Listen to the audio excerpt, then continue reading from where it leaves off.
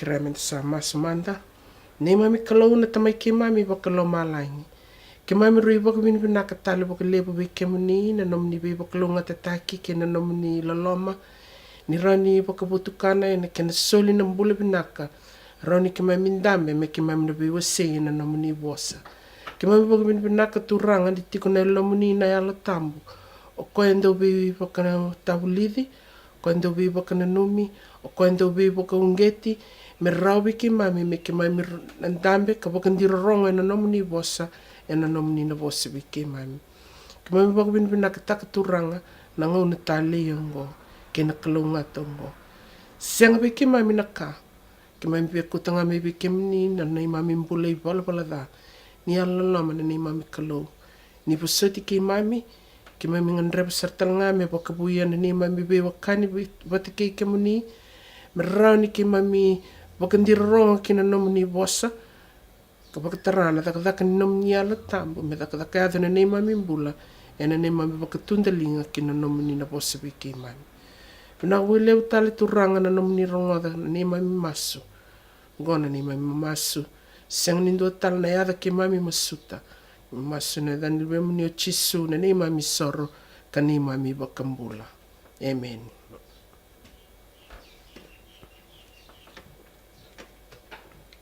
Mai na ulutanga endana bi sei tiko kina nga rauna na Bukawaqa tani. En endana reida na ulutanga endana vulica watetiko ena ngonongo kaitiko Bukawaqa daun revi mai vuana Kalou. Me wakayabu na nonde tukutuku au na ngandrevi ke muni ni alvinaka menda ngoleva manda na kai tukuna na buku ena ndau vuna una wasendua tikina ediwa ena Nona kaya akasa tiko eliu sei koenga ena tiko mai muri kina kasa dhaka eliu sei koenga ena dhaka mai muri kasa senga na kavou e ruku ni matini singa o wakambau tawi ke muni na ukangu ni na matata vi ke muni na vika e wakareita ki tiko e na tikinongo na buku. Na vika e na reida ni ado na ngona saoti, kia na leka ngani ka e na roni ka eke, ni na lesu talemai. E na I wasa o walangi e na ndau rongoda wasama, history will repeat itself. E na reida na sona vi tukutuku, makau e tiko e ni Vola Tabu, sang ni kene imbalea, ni sang ni rauni na reida mai ki ne sona vi lesoni menda na rauni enda na roni vulica nga enda mai bakau le na tia ni me bakai ndo nei Vola itala no nei Vola Tabu sang ni bakakina enda na reida na vika enda na vulica baleta na vika e Vola tukutuku takitu e Vola tukutuku takitu menda baka vinakata kina menda na reida manda na kai tukuna weekend na yalo ni prophesy e na Vola na gospel workers. Me na vulica na pagmadhalango se na labi ni kai volati kuna ni prophesy. God intends that even in this life, truth shall be ever unfolding to his people. There is only one way in which this knowledge can be obtained. We can attain to an understanding of God's word only through the illumination of that spirit by which the word was given. E matata tikina weekenda ni dina o koe tukuni tiko ike na alni prophesy nina wakareita ki tiko ngā mai se na vure tiko ngā mai weir na Nona tamata. E na sang nindo na ngona menda na roni kai bango au sa vulica o tenei tukutuku ngori au sa rongodo o tenei tukutuku ngori sa mandra mai vi au sanga patana bos ni Kalou sang ni mandra. Nona inaki na Kalou me rau weekenda menda vakatavulici me rau ni vakarara mataki e na Nona vulica na Nona bosa baleti ni Nona yala tambu vinakata me vakavatukana na Nona takataka e na Nona tambula me laurei na vuanda. Laurei na tabaka vinakataki e na Nona tabaka rautaki me baleta na Nona matintu. Danga lewa na taumanda na nonda yabu ni vuli. Sena yabu ni tukutuku na nonda ngolewa na tukutuku tiko na Vola ni lakoyani na wasetol sanga vulkarua tiki na endua ke rua. Me rauni matata vikenda na tukutuku enda na viwa sekina au na viwa wangole kenda taumanda na tukutuku Vola tiko ngo na Vola ni lakoyani. Kaini ken rongo ia ni rasara ida na tamata samber-mber ni laksumbu mai na uli ni vanua como sese sarasongo ni vata vi Eroni na tamata kakaewa mo ia mo da cava vi kenda na Kalou me liu teki kenda como sese ko ia na tamata kakau ti kenda veke mai na vanua ko ichipita enda sasanga ni kila se dava mbeka saya adua tiki ne rua asa kaewe ira ko Eroni mandou vuna tani na sau koula mai na dalingan na wati mandou ke na luve mandou tangane ke na luve mandou ya lewa ka kauta mai ia kem ni no kango ninda reida na vi tiki nei ruongo ngona ngona ni tukutuku ni nonra sayado mai na ulni bono seina o irni Israeli era mai wawati ko ikia na ngona dhambe da kikina mo sese no ulni bono me bakana kaya tukuna bwana Kalou me ngole da ke meroni roli sote na dal ni ulni bono atiko Bukawaqa mai o Eroni na Nona non roundingitaki me rokotir na Nona tamata ni Israeli da taroga ke na vida na taro ko enda no bakarungo lewa non da rida ni tukutuku ke na kai vakadoro irna tamata na ngona ya na non relek ngolevi Eroni mer tukuna bwana kamera da cava na non sa vinakata mer ngarabo na Kalou matakau se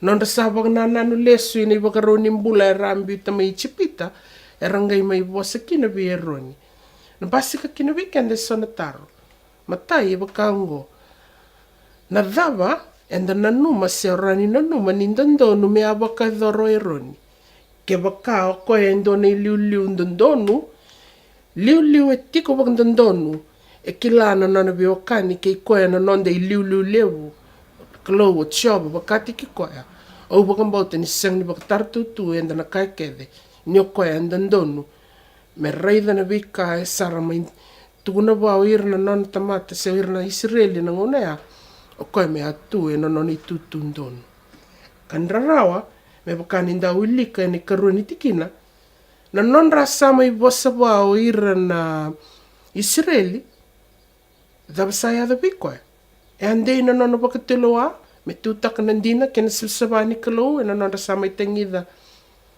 ni rasa vile da ko irna Israeli sarsenga ni kilana dava ya da mo sese e atu bagndondono mo o Eroni sesang enda reda ni karuni tikina enda vulica taumanda ni ko ya senga sa tukuna vira na kamera da cava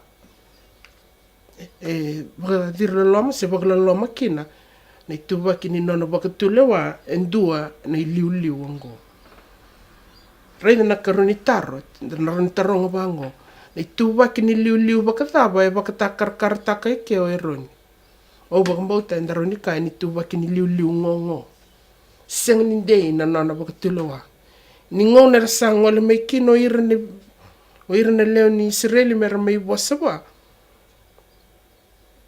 aseng ni tu me bakasama beka seng ni ngole me bakando bakador na tedino mo sese me ala ko bakitiki me la kitengida na Kalou me rani masuta na Kalou me baki koe me bakatulewa taka na dava me bakador o ka sa sulia sarngana lawa na kamera bakador rida kini ni sinindei na bakaroni Nona bakatulewa katon ni taro na dava sarmanda o kila endandonu me bakador Eroni me rao kina bua me bakatulewa bakamata o ina lengongo o bambota awasa somo ti talngana taro ya ina nungu atukuna ke o koe endona liu dei na Nona bakatulewa kila na Nona biokani batikini liu lewu Kalou choba o koe ango lebi choba na ngone ni athobi koe kina na lengango a masuti choba me roni buke koe me roni bakandei taka na Nona bakatulewa ina ka endondonu me bakadora ia da reida sara nei kavani taro kai vango Na dhava saramanda e lenga ni Eroni. E whakaputuhi mai ki ana I tuwa kindina ni Nona bula na tūrangongo. E na Nona sa wakarorongo we ira mai dhikevi koe. Baleta na tukutuku e rakai o ira na pua na ira ni Sireli we Eroni e rakai wango. Mosese koe a, enda sa senga ne kila se dhawe sa iadhu bua. Saratu ina vuno ni vile dhea kira senga ki nikila na dhawe ndondonu mera da cava. Maina Nona wakarorongo we ira, a wakatulu wakina. Mera udhuna teni maina vikai na koula ke na vikai tiku weira. Mera ni e wakaidhora kina na nonronga nganda. E ani ale alo ni kama baleti koe na tūrangango Eroni ndaka ni o koe ndua ni liu. E sona vi lesoni vinaka Eroni nda vulida mai kina. O kenda enda vi liu taki. E na vuvale, vi kenda ni tumbu, tūranga, marama. Au wakambauta ni na wiki kenda na iale alo li leongo mera ni reida. O kenda endo ni liu enda ndonu mendei.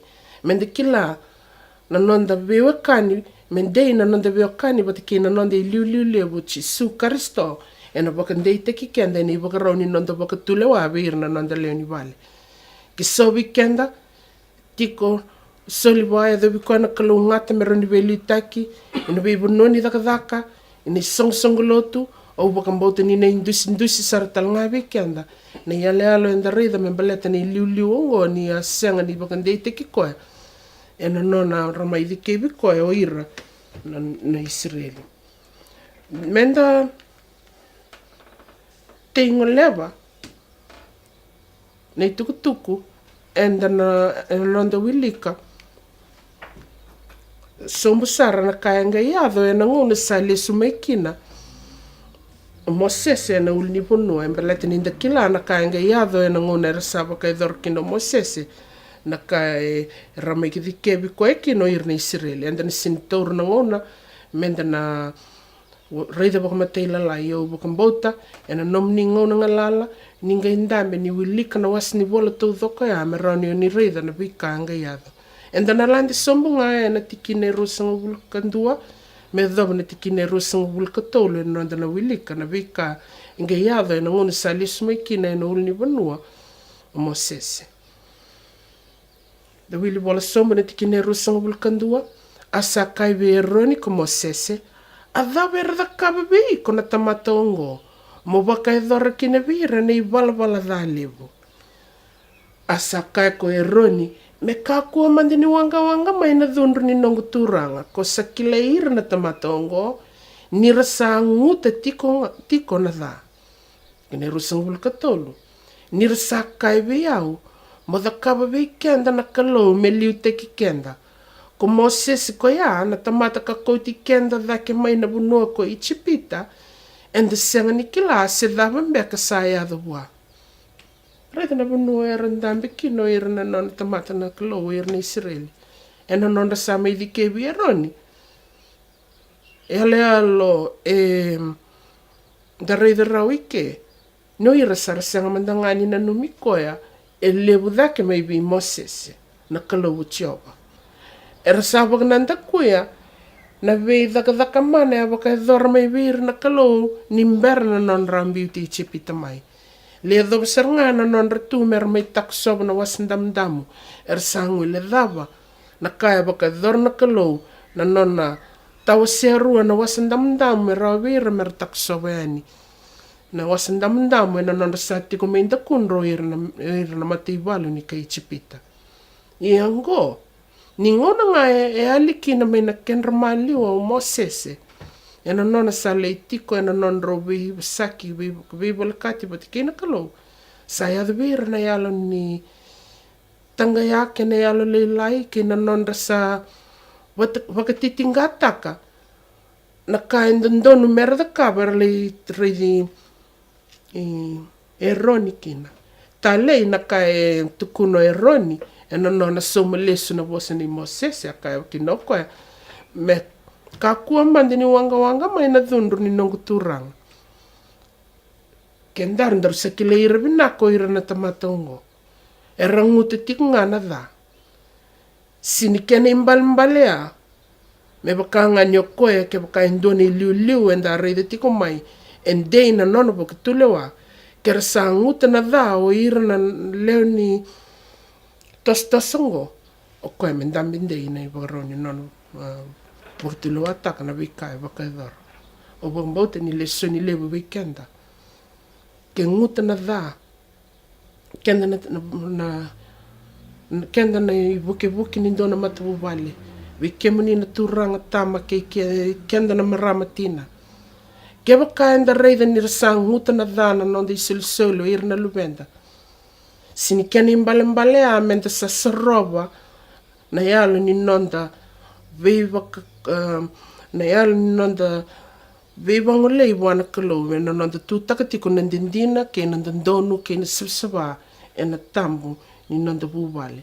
Ve kenda na baka leslesi ni songsongo lotu.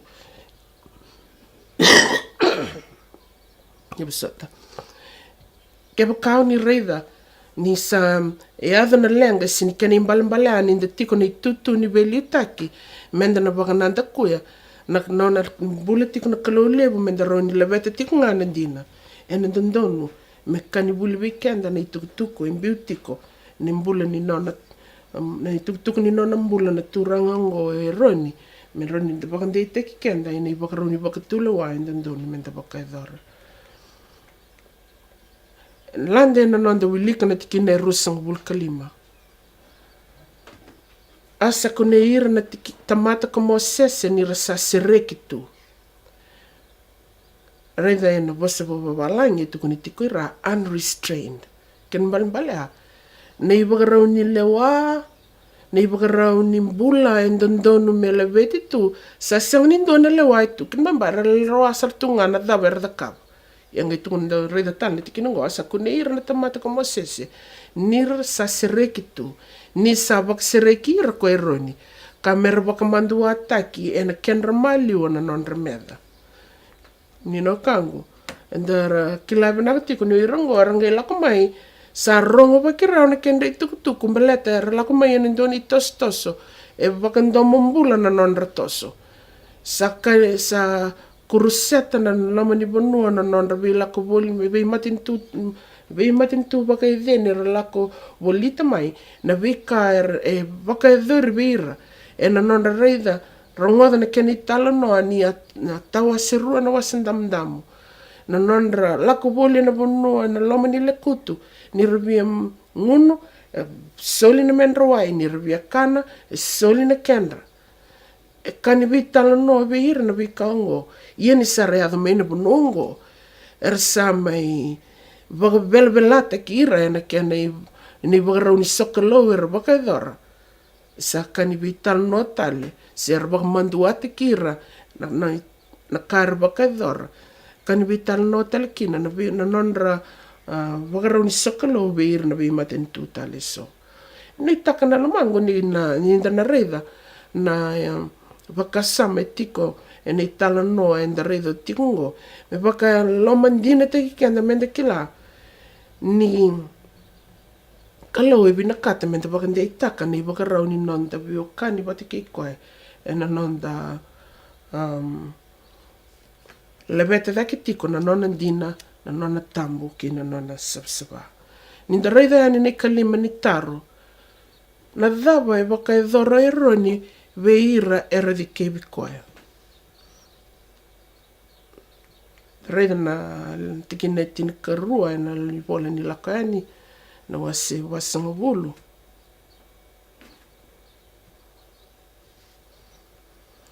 Ia mo kouti Eroni ke ratau na luve mo kina katuma ni vali ni vei tawaki ka waka silimi ratau e na wai. Mongai waka isulu te ke Eroni na isulu tambu kalumuti koe kambuli koe me mbete lebu vi au ko koe. Mongai kauti ratau na luvena ka waka isulu taka e na idhuru mbalavu. Ngo na kinetin kalima ia mo lumuti ratau me waka ko alumuta na taman ratau me ratau mbete vi au. ia na nonra lumuti sake ni vakandinindina nir na mbete tau mundu kina e na nonra vei tamata. Asa da kaba ko Mosese, ia me vakana kakeda ngasa vakarota kuwako chova, sa dhaka vakakina kokoya. Tangele reida, na kai vakaidhora na Kalou, e na nona silievi Mosese ni vakaro, ni kame baleta na nona sa ndingitaki o Mosese vate kertou na luvena, mertou nona lumuti na Kalou, se mertou nona mbete na Kalou. Ia ni na reida tikina, na nona vei ndingitaki na Kalou, wana nona tamata, si vei rauna vei te dhini ongo e Eroni vate kei Mosese, non rau ndingitaki me rau kautira mai na Israeli, e tiko kina na nona vei nitaki na Kalou vei rau. E nandonu kina vei rau me rau reida, ni vei ndingitaki ongo, e rau nanga kadhivi kina me rau nuitaki na itavi rau ngaravi. Ken mbale, e nandonu me rau vakandeita ki rau e na non rau veo kani kina Kalou, ke na non rau tawa se rau tani vakatikitiki, me rau ki la, ni tavi rau ngarava e sini kamamanda. E nina yadha mai, na ngauna, so me vakaru a sotakai, me vakaru sotakai o Eroni e na non rango levi koe mai o Eroni Israeli, sa ndondonu vi koe, me vakandeita ki koe me ki la, nio koe tawa se tani vakatikitiki, me nona na Kalou, e na ndondonu me ki la, na kai vakatula wa kina kai ndondonu me vakaidhora, me kai el vakana loma ni Kalou. Da reida saramanda, na tukutuku e tiko e na mataini vei gauna, na wase rusanga vulica tolu, tikina e tini katolu. O i rau na luve e mirami katangani, ko Eroni kei Mosese, ka sa tawase ko Eroni, me vakasavasavata na vei ka sa tambusara. Ko koea ke ira na luvena tangane ka senga ni mundu. Mera wakamaya na matei chova na kamboi vinaka. Mera ngaravi koea ka ia na vosa ni vei Kalou ngatataki e ne dhana ka senga ni mundu. Go na itavi e andingitaki kino Eroni. Oroni luve emirami a o Mosese watiki Eroni. Ia o Mosese o Eroni a tawa seitani wakatikitiki me rauni wakaidhora na itavi wakambete ke rauna luvena. Ia kira na luvena. Na vei lumuti ko enda reida tikina enda vulica tiko melio. Noni naki na Kalou me wakaru wakatakilkiltaki. Me roni kilaikina na bimbini ni tavi rito sandingita kina merto da kava. Tau reida na tikina the lesson na tikina tolusanga vulu ena vuna ni sora na wase walu. Mendana wili vola mai kina. Asa kote ndona waiwai ni vei lumuti ko Mosese, ka ndona nrasa tu endela ni dambadamba ni soro, ka kurei taka vi Eroni, kei na nona isulu, kei ratou na luvena, kei na nona ratou isulu na luvena, asa vakatambui Eroni, kei na nona isulu, kei ratou na luvena, kei na nona ratou isulu na luvena. Ini mbera ni ndango leba na nona di tukutuku, ni tikina terava. Da reida na kai vakaidhori ke na Kalou, e na nona suleti ko na ivakarovi Mosese, me baleta na non rau lumuti, ke na non rau tau seitani vakatikitiki, o Eroni vatiki na luvena, ke ratau na luvena. Da reida na vuna unisora na wasetini, da ni wili vola mai na tikina indua. Ia kone pati, ke e paiu, na luve Eroni, e rau sandui kauta na nona minga ni kamboi vinaka, a rau sambiuta kina Bukawaqa. Ka viria kina kamboi vinaka, ka dhambora na matei chova na Bukawaqa tani. Sa senga ni wakarota vei rau ko chova. E adha mandikia. Ngosa na lesu sara, senda ngole sara, e nandua na tukutuku. O koe anda reida tiko mai e na nonda wili Vola Tabu tiko mai. Da reida na tuvaki ni bula e bula mai kino Eroni e na nonra mbiu mai i chipita. E adha mai na uli ni ponua seni ai. Na kaera mai dikevi koe kina na tamata na nguna ea me da cava. A wakaidhora. E adha na vei wakarusai. E na loma ni kemba e na nona wakatulua. Na turangongo. e adha na veindingi taki ni Kalou na Nona bula ke rtau na Nona bubale, rtau tau sei waka tiki rtau lumuti, da reida sara na tukutuku e na kena tuku ni kina na kairu waka dhora na luvena. Me tiko na nanda baka nananu, ni o rongo ro sa kilatiko na non roi tabi me bakaro andingi taki kina. Ninda reida me ndangai baka tutu watana, ke ina i baka rau nimbula, baka dhora na taman rau e na non ra talebi koe o irna Israeli e na non ra tiko, baka wawa me isene ai e na ngona o ya. Reida na kai ava, dhawe rau da kawe tuku na tiki nongo, roro ki lavinaka, o siang ni baka tartutu ke mnina o kango, roro ki lavinaka, me baka ni baka Eroni Kalou, roro ki lavinaka, na kai ndondoni me rau baka dhora. Na isulu ndondoni me rau tokara, na baka rau ning vinga ravi e matata baka vinaka virau, ke na kai ndondoni me rau baka yangataka, ndondoni me matata baka vinaka virau, na kakedo ya, ni mbera ni rau baka dhora na vinga ravi. Ia ndarida ni tiki nongo, ni ndona ka rau baka dhora. E rau mai baka dhamboe rana mate i choba na Bukawaqa tani. Bukawaqa tani me baka ni na rida tiko ni baka takilkila taki. E senga ni baka rota virau o choba. Ken balmbali. Na rida na bosa babalangi ra e tiko ni tiko kina. And Nadab and Abihu, the sons of Aaron, took of them his censer, and put fire therein, and put incense thereon, and offered strange fire before the Lord, which he commanded them not. Nei bakaroe na bosa bakita okay, bosa babalangi commanded. Kem bambale a indona lewa. Dona bakaro sa bita tu na Kalou, and dandonu memori. Senga ni Nona, senga ni dandonu me roa baka wale taka. Da reida na taro na nanda taroga. E ro senga ni kilau e pai u ke na pati na matanggalim Bukawaqa baka dhava e dandonu me baka wangari. Ke na venga rabi baka dhava e dandonu me ro baka e dhora e na valni soro. Ko e aro kote tu mei kina na Bukawaqa tani. Au senga ni baka mbau tambaleta na tikina enta singa i vulica o ti ngā mai. Ata kuna tiko weekenda. Ni Bukawaqa e lewa na Kalou e baka rota virau na Bukawaqa ngā. Bukawaqa nga e baka dhaun reba nga sino ang Bukawaqa nga e leba tu na Kalou me rau baka yang taka. Sianga ni doa tenital ng Bukawaqa. Da reida na kai tukuna na patriarchs and prophets, nrau ni pepa tol na nrau wasang vulkawalu, e na kia na baka matateki weekend na baka sama and we say takatiko mai. The fire upon this altar was kindled by God himself. Siniwangar talendo na tamata na Kalou nga baka tikoya. And was sacredly cherished. Ding mandi kya kem ni no kango. Ni tukuniti ko sacredly cherished. Ninda bagawilika na kenri tukutuku irni Israeli. Siyang bagando ni mboko ng Bukawaqa. Ni ngaw na merasa biumbiu kina ni sa reda ni saya wala na sa toso na duruo. Meron ni bagaraw meratoso.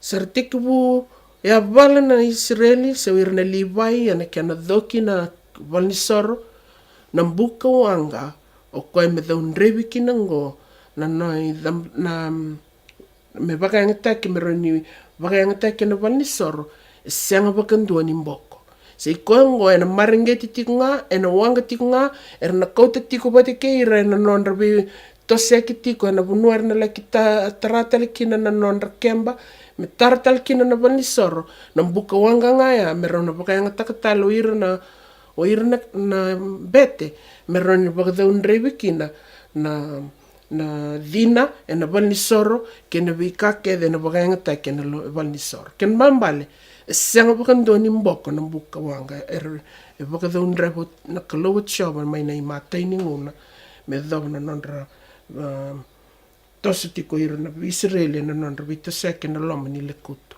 Da kuria na nanda wili Vola, day and night, the holy incense diffuses its fragrance throughout the sacred apartments and without far around the tabernacle.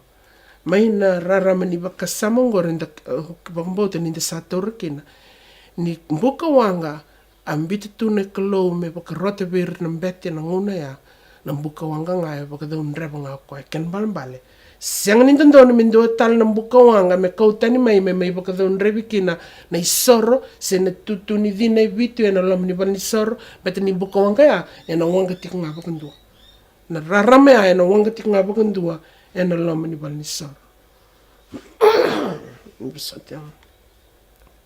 taro taraba mai nei vakarita kini kairo vakaidora ni leo rua na lumuti ongo na dhabe vakatakila membaleti tamandra o koe a lumuti talenga membete leo o vakambote ni na lesu na dabang nananu nei talanoa e ndarongo da tau manda mai tiko na lakaini wa se tulsang vulkarua ronga da na kai tukuna na patriarchs and prophets e na nonda vulica me vakamatata taka weekenda na iale alo e ndarei tiko ike Nadab and Abihu had not in their youth been trained to habits of self-control. The father's yielding disposition, his lack of firmness for right, had led him to neglect the discipline of his children. His sons had been permitted to follow inclination. Ding mandikya. Dabe non rulenga rono bitte tiniongo. O deba glenga irau. May nabararama ni kai tukuna na alni prophesy. O taman raw. Taman raw. Asyang ni vakatavulici raw. Meron hindi na non raw vakatulawa. Siyang biraw na siyang ni raw siyang ni bagandai taki na non raw vakatulawa ilom. E raw vakalevi tunga me raw lewanga vakai raw. Baleto taman raw vakalevi raw tunga me vakanga ni ale alo andarida. Ningo narala kumikino na Israel mer may boss wa e na kamera da kabo. Daba da kabo koe. Koe ke vakaya ande indone liu nde abang tabor na non lewa at kuna siyanga. Enda na sini pakai dorna kangor enda na sini roni dala baleta ninda kila ni otsioban duan ngana non da Kalou enda don men dangarab ia da ba asang ni pakai dor kini sini pakai tau da kino ko na non lewa baleta ko asang ni tu sini don ande ni lewa itu wi ko mai na ia le aloya enda reda kina na kanga ia da wi ko ya ena non na lebi ro tu ngana luvena me ro vakatule watunga ro sekila ena non nei bakaro e soli birao nei bakaro ni bingarabi ndon me ade na bal ni soro ro kila vinaka ni Bukawaqa tani siang ni ndon me mai bakawangari na bal ni soro e ronga siang ni kawitaka na nei bakaro ya ro bakana takuya ro kota me kina na Bukawaqa tani mai bakawangari ena e soro ro bakadambor ni ngona e veve kina nei bakaro ni non ro bakatula wa ena non ro tumbu dake mai ni rosa la lai mai me ro tumbu dake mai laurai ni seng ni bebe se seng ni dena ni bakaroni non rombula andondonu me avose biro taman rau ianga i bakale volei biro indone lesoni leve mbito weekend ke menino kang o kenda ni tumbu enda reda na non rombula dake tiko mai na luvenda ke vakaindei na non da beokani bati kena Kalou enda na vakandei teki kenda ni vakarau ni vakatavulici vakarau ni tumberi nda ndono minda sileve ira na luvenda ni rareda ni rangole tani mai nei vakasala ke nei vakaro embiuta tuna Kalou menda vakasala teki kina menda muria mai na nona vosa o iau dona tina ni ureda ni mbutu sebata na kala o ya na luvengo au na vosa wa me vakana raram ni kai tukuna na vosa ni Kalou enda ndona weekend menda masulaka me weekend na Kalou ninda reda indona kai mbutu sebato kino irna luvenda ni vakaroni bula enda ndona menda bula kina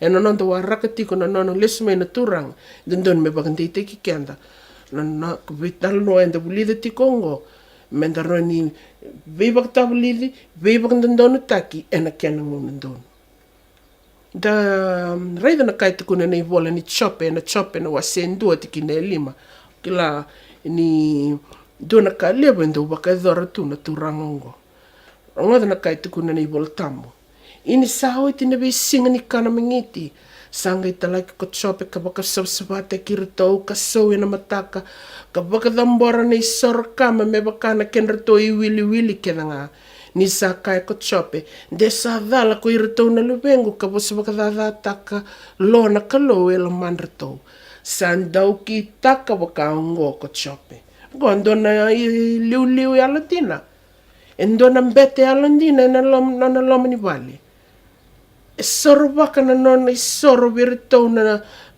soro me baleti irto na luvena e na visi ngai sinindua ngani soro ni wili ni luvena ni wili ni soro e waka damboro koe waka o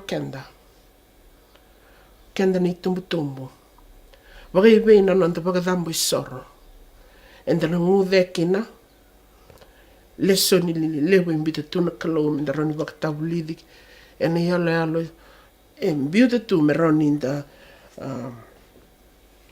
rai le sua se i roba me roni inda vakatavulici kina ena nonda bula ni wawa lesoni ni dus imbita tu na kame baleti Eroni waka kina na bula ni chope enda ndoni me waka yan rati kenda waka ndete kenda na kame ndono me da waka dhoratiko ena nonda wawa mai na nonda na numa ni sanda wakarotu ngoda na kai tukuna na patriarchs and prophets ena nonda kuria na nonda wili bola mai na ni prophesy habits of self-indulgence long cherished obtain a hold upon them which even the responsibility of the most sacred office had not power to break. They had not been taught. They had not been taught to respect the authority of their father. Gosi ni taman raw waglomalangi. Taman raw Eroni. Postingo membaleta na non raw dondon mi raw dokai Eroni o raw na luvena. They had not been taught to respect the authority of their father, and they did not realize the necessity of exact obedience to the requirements of God. Aaron's mistaken indulgence of his sons prepared them to become the subjects of the divine judgments. Dengo mandeka. Doni tukutuku mbimbi mbite tiko kenal ni prophesy weekend. Na vuna ukai kino ya baleta o kenda kedengo enda mbete tiko ena nonda loma ni vale ni mbera ni ndalaki mbete ena nonda songo lotu waka iwe ni ndareda ni sanga ni muria ni waka ro na luvenda enda waka lewa me waka na kai tukuni tiko ike reidi Eroni o koe reda ni ro sanga ni muria na noni waka ro sindo kai koe na luvena a sanga ni kawaitaka Ono koe sanga sindo na ka. Baleta rau luvengu nga au na lomani rau. Dawe adu birau. Non rau tumbudake. Me rau wakawale taka. Nei waka ro e nas ndondono misuleti ko taman rau birau. E rau ndondo kina. Me rau laki wakawale taksar talanga. Nei waka ro e sulio ko ena Kalou lewu. Virau me baleta na vingaravia na val ni soro.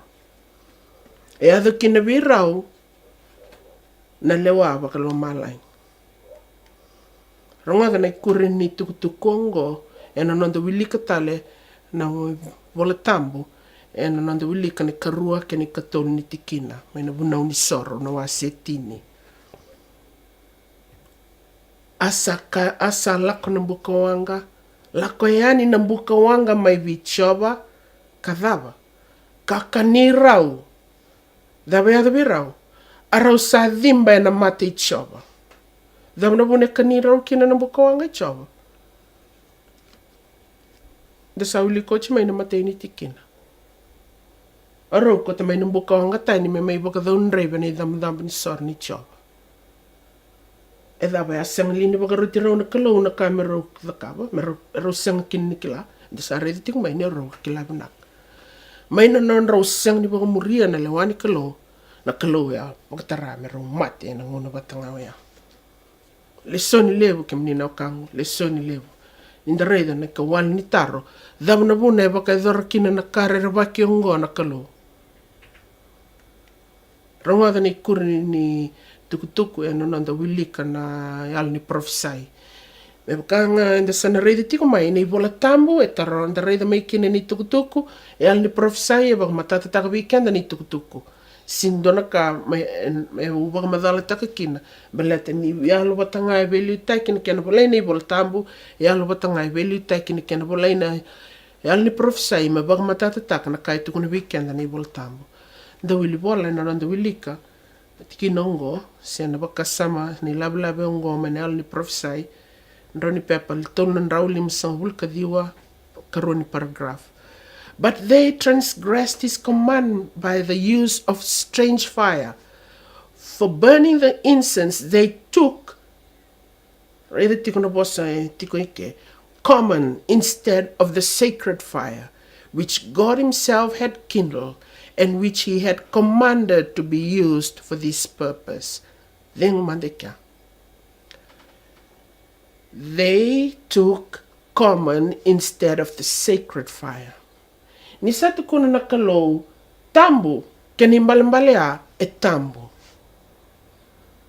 Kisa tukuna na Kalou, me tawa seitani baga tiki-tiki, kani mbalimbalea, me tawa seitani baga tiki-tiki. O bakambauta, ni lesoni lewa weekenda, enda bulida tiko, ena nonda reida tiko na i volanda sindusi, ni kama baleta na nonda vakataotioti, ni nakita na Kalou me rambiu tiko na vikaongo me nda vakatavulici kina.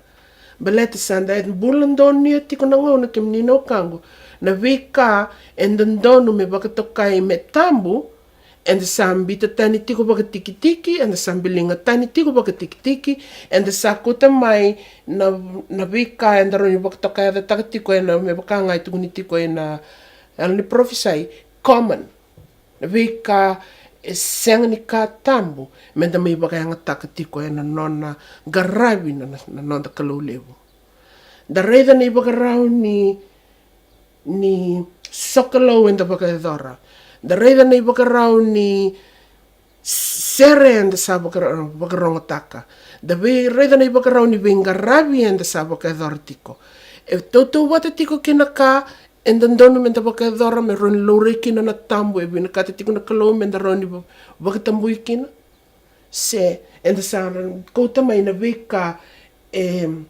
rauni nda tukuna ni ka common se ka wale me roni mai vakanga taiki ana Nona garavi na nonda Kalou levo o ni takatiko ni na vakanrata tiko na nonda vakasama ni tukutuku enda wasea tiko ngo me roni nda kilatiko ninda tosu tiko na nonda i toso ni wawa tiko ke na nonda na tosu tiko na tevora ena vaka kouta mai e lewa na vei vaka na nanu me na roni vakatauca kina na butumbuto me rarama na rarama me butumbuto me rau kina weekend me da vaksisei da vakadalai me da roni vaka mamanda taka kina na tambu i vinakata na Kalou me da leveta da kitiko da kuriana nanda wili bola ena tikine tolu asa kaiwe Eroni como sese ongo ka vostaka kutshova ni sakaya au na vakatambui veira er sa torbo leka viau ia ka na vakaroko-rokotaki ana matandra kedenga na tamata dava ya da Eroni me vakana kai tuku ni kurintiki ni Vola Tabu asa ngalu ke Eroni siningei vosa Eroni dava na vone sindo ni vosa rau kino Eroni e sang ni kila sin soma rau indo na kana Eroni baleta ni sa vosa na Kalou levo tshova e kilavi na katiko Eroni ni Bukawaqa tambu enda ndoni me vakanga taki dava ngeiado rau na luvena rau kouta na Bukawaqa tani vakanga taka ena valni sor na Bukawaqa tani e ada na mate vi rau me vakanga ni asilia mai na Bukawaqa na Kalou me vakamate i rau ena ngono batanga ea dava Eroni kakino Eroni ngalu baleta na dava ke vakaya na vosa talo Eroni Eroni e dhovi kua talangana lenga ni da reida na kurin talongo o bambote ni nomni ngona ngalale ni Eroni ge vulica keda tale na iwase ni bolongo mo ni reida kina na bimbi ni vikando umbitu na Kalou me rau ni nda vakatavulici kina bet levo na ngona kenda saba mamanda taka na Kalou levongo na vikando ndonu menda rokati ko kena ni bimbi e tambo e sabsaba enda saba mamanda teki ko ronga ni kuri ni tukutuku and anonda when you take takabatatala kina ni prophesy. Because men have received great light, because they have, like the princes of Israel, ascended to the mount and been privileged to have communion with God and to dwell in the light of his glory, let them not flatter themselves that they can afterwards sin with impunity, that because they have been thus honored, God will not be strict to punish their iniquity. Na Kalou na senganin da na raunin na kaibangon na sinironi na pagkaidor na Nona lewa me tamusuka se me tau da Nona lewa ni kia na tau seitani na ibalbalda na Kalou na pagkaidor na Nona lewa na Nona ngaunanga en dono nga weekenda en da reidi kwa na Kalou senda sini reidi kwa na Kalou balan dau tiku weekenda na ibagaroni bagnana na senga kenda da sini reidi na Kalou yana Kalou reidi kenda tiko mai kilas binaka tiko kwa na kenda bakaidor nda sinroni na bagalili kwa kina nda dono nga menda levete tiko nandina na sabsaba kina tambo vinakata kwa menda levete tiko na yotioti ni ngonongo kuria yana nonda wili vola mani alni prophesy. This is a fatal deception rather than beauty kwa na matini vola lelevo. This is a fatal deception. The great light and privileges bestowed require returns of virtue and holiness corresponding to the light given. Anything short of this, God cannot accept. Great blessings or privileges should never lull. It was lull to security of carelessness. Naibuasa lal ndo bakasimtaka na nondando tukunibango na lalabay na mode. Nimbita tu na lewa na Kalou sinikanim balembale mendaroni vakatala na lewaya may nandua na pasende. Se mindua na sentimita melilay senga kesan donan raw na pasende donan raw na pasende vinakata na Kalou meda muria kina na lewaya sinaiba ka roya nonda lengo kenda na tamata me baka ngainda reidi tiko ike enda sa vinakata menda vakawalitaka nda mamanda taka na lewa embita tu na Kalou ana vuna tiko na kina na tukutuku enda reidi na rarama may na rarama lelai. Anything short of this God cannot accept. Siniting goma na Kalou indona ka luto sombo mai bagalelai ina kaya ngandreb na Kalou menda leveti da kikina. Da kuria na nonda wili vola. They should never give license to sin or cause the recipients to feel that God will not be exact with them.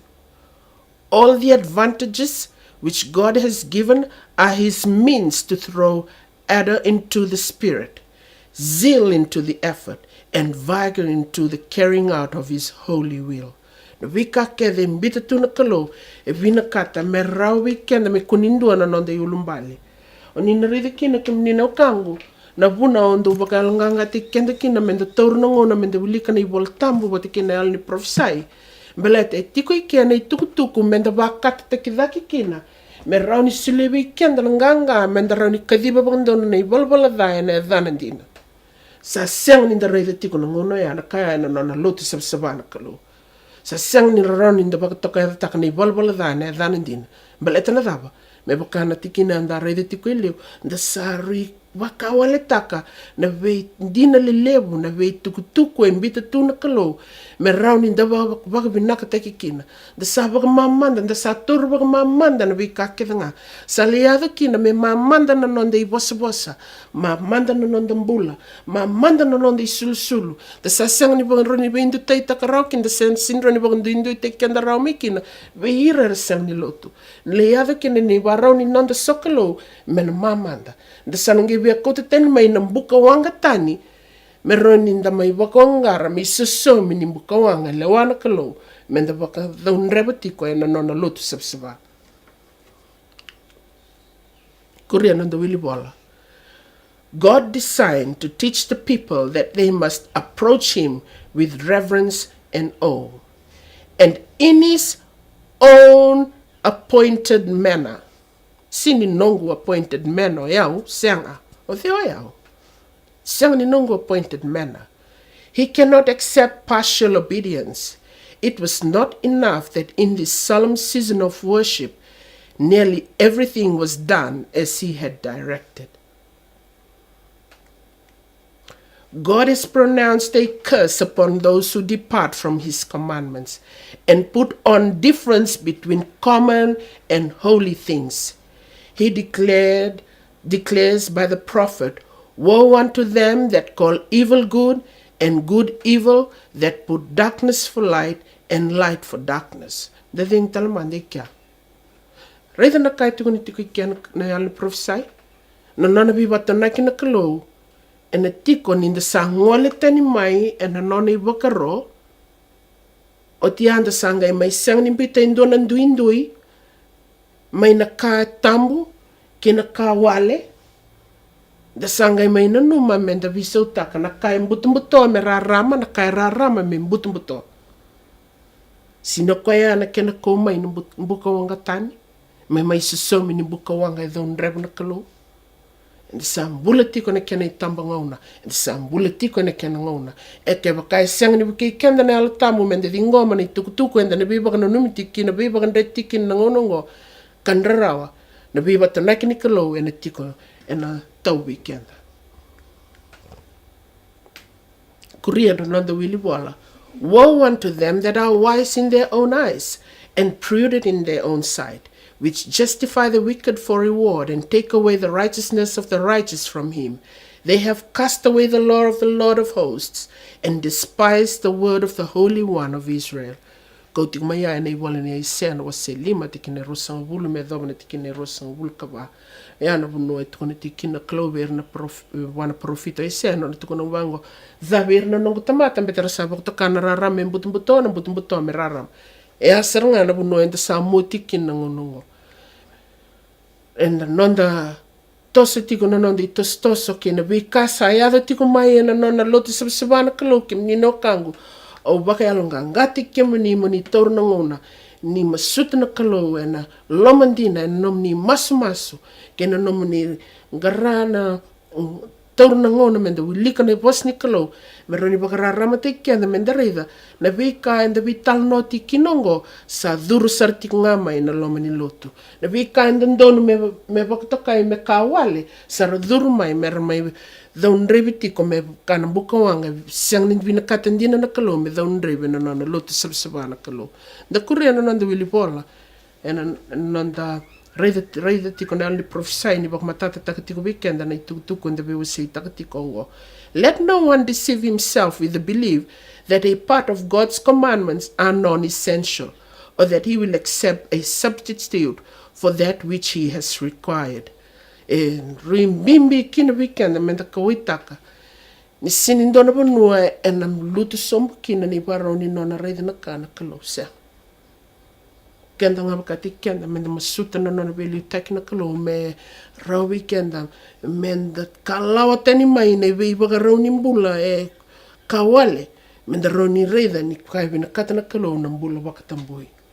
Da reida na nakathiwa ni nonda taro. E na kile iwaga dhaba na nduindui ni Bukawanga tani mai na Bukawanga I vinakata na Kalou. Sini ni wobi kenda na tikini bula tambu enda na rauni rai mai kina Eroni da reida kina na nduindui a. Enda lebeta dhaki tiku nga mai na nanda biwa say tak tiku mingo na bos ni Kalou ni kaya na ibola tambu na sami ndon rau tin kadhiwa kina ndon rau kalima nomu ni wasa na thina kina wangu kina rarama kina nong sal.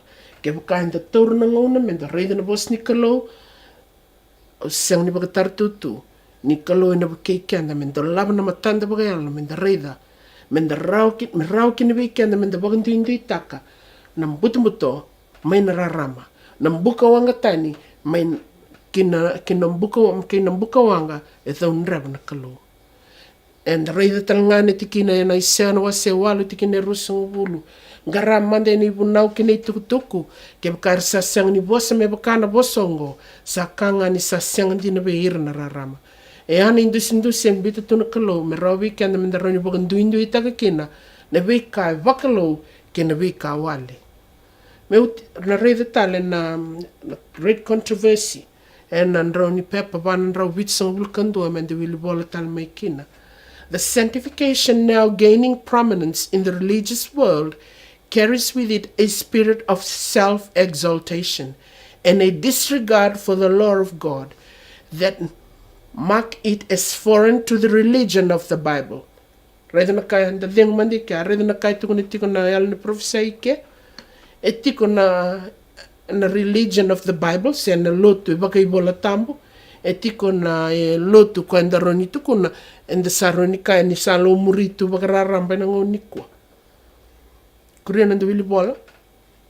Its advocates teach that sanctification is an instantaneous work by which, through faith alone, they attain to perfect holiness.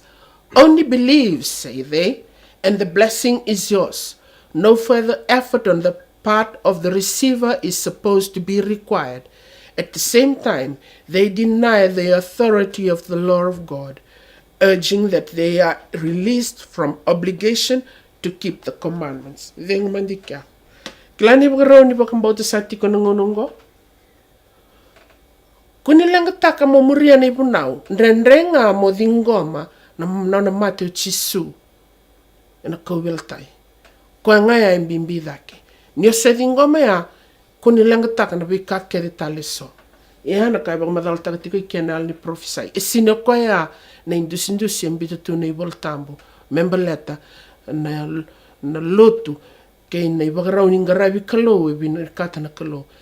E na kanta umaka men da tauro na ngauna men da bakandindike da bakasangangara na Vola Tabu men da Eroni raica kina na ibakasala imbito tu na Vola Tabu memberleta na ibagaraw ni non da bakamboti kwa ke na ibagaraw ni ngoni sala vinakata kwa men da tumbu kina.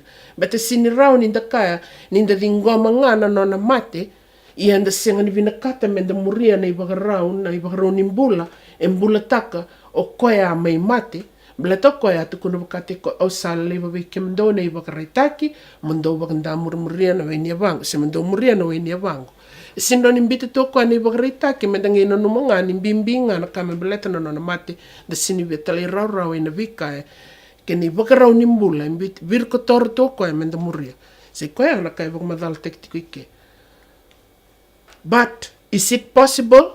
But is it possible for men to be holy in accord with the will and character of God without coming into harmony with the principles which are an expression of his nature and will and which show what is well pleasing to him? Ni reida na bakasamungo kim ni naukang. Ni may tiniti ko na landaray na ibakaraw ni bula vakatambui.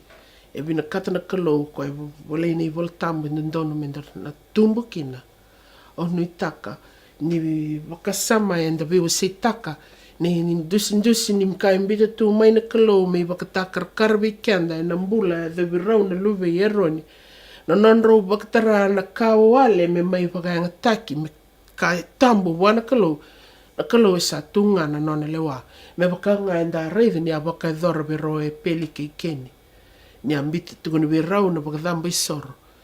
Vinaka ni talirau rawa. Ia ndandonu me ro muria vakaoti ni vakaro ambita na Kalou. Wakasar talngaki na lewa e vakadhora virau na luve e Eroni. Ni vakarau ni bula yake mnino kangu. Enda vi vakalungangate kiti kina. Enda vi vakana numi tiko kina. Baleta enda sambula na tabagauna. Ke sengan inda vi vakana numi. Ena ibagaraw ni bula enda ndonu menda bula kina na vika enda okate me kawale enda na kouta mai menda mai Eroni menda Eroni mai vakadhor kina na ibagaraw ni nonda vingarabi wana nonda Kalou Tabu kena nonda Kalou lewa e nui taka na lomangu ni tukutuku enda viwa se kina ena ngonongo ena bagalanga tiki kenda menda reida da bakilaba katiki kenda na nonda itabi menda bakilaba katiki kenda ni tumbu ni ibagaraw ni nonda vitumberi vir na luvena ni nda reida na ibagaraw ni bula e rambula kina menda kila ni tiko na ibagaraw ni bula e vakalo kina ka enda ndonu menda reida ni senga ni vakalo ini nda ada mai na loma ni songsongolotu vi kenda na bagilesi ni songsongolotu enda ndonu menda kila vinakata ni tiko na ibagaraw ni bula e ngandrab na Kalou menda vakadhora se da vakanda murmuria e na nonda bula ni warike ko e ke na bula ni nonda vinga ravitiko e na nona loma ni wera na Kalou. Nongo masini na buke kenda na Kalou e nei tukutuku e da viwa sei takawata e na ngonongo. Nimbera ni da tinia e na Omeka menda na vinakata takatale na Kalou lewa e na nona vakararama te ki kenda mai na nona bosa. Ni mami Kalou na tamai ki mami vakaloma laing. Ki mami tauratal na ngonongo me ki mami vakanamundi e na ni mami vinakata na nomingas ni bulilewu na yala tambo. O koea re vakamatata takavi ki mami na nomini bosa. E na ngono batisartal ngaya o koea sini ngude e na nona vinakata me dhaka yado e na lomi ki mami me ki mami talai rau e na nomini bosa. Ni mami Kalou e ki mami lobi ki mami e na ni mami vulica na nomini bosa ki mami reida kina na ni mami sisewa. Mami lewa ka ki mami nravnravo e nei tobo ki mami roni kouta mai na vakatani e soa me roni ki mami mai vakavinakata kina na ni mami vaingaravi ki kemuni. Io ni vakareitaka vakamatata vi ki mami e na nomini vakatavulici ki mami na nomini bosa ni mbutumbuto e mbutumbuto na rarama e rarama me ki mami kuni o kata na mbutumbuto me rarama se rarama me mbutumbuto. Vinaka vakalevu turanga na nomini vakararama te ki mami. Ni buke ki mami turanga na ni mami bula ni waraki kemuni me ki mami lomandina me ki mami ndei na ni mami vakatiloa. Vinaka vakalevu turanga na nomini sileti ko vi ki mami na indusi ke nei vakareitaki me roni ki mami bula e nei bula ni vakareitaki na nei mami vakanda murmurike mni. Naka vakalevu na ngonongo ke na nomini sarangoda na nei mami masu ke mami masu sanga ni tal na yada ke mami masuta na yada ni luve muni o chisu na nei mami soro ka nei mami vakamula. Amen.